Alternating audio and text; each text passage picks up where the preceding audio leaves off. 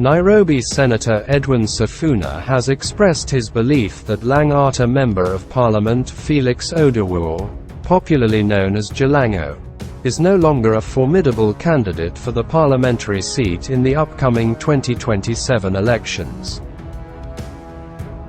Sifuna's opinion is rooted in the recent expulsion of Jalango from the Orange Democratic Party, which, according to him, has significantly diminished Jalango's prospects of securing a second term in office.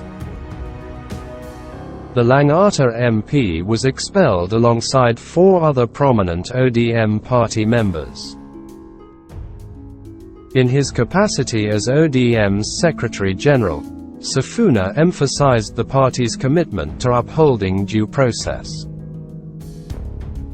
He asserted that should Jalango manage to obtain a court order rescinding his expulsion, it would not grant him the party's nomination for the 2027 elections.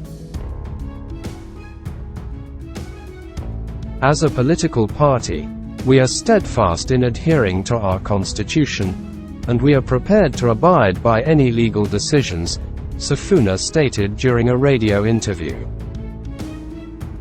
Sifuna went on to advise Jalango, saying, "I have advised Jalango not to be swayed by the advice of others. Even if he secures a court order that allows him to remain in the party until 2027, he will not be our candidate for the Lang'ata MP seat." The senator also revealed his intention to seek approval from the party's National Governing Council to formalize the expulsion decision in the near future.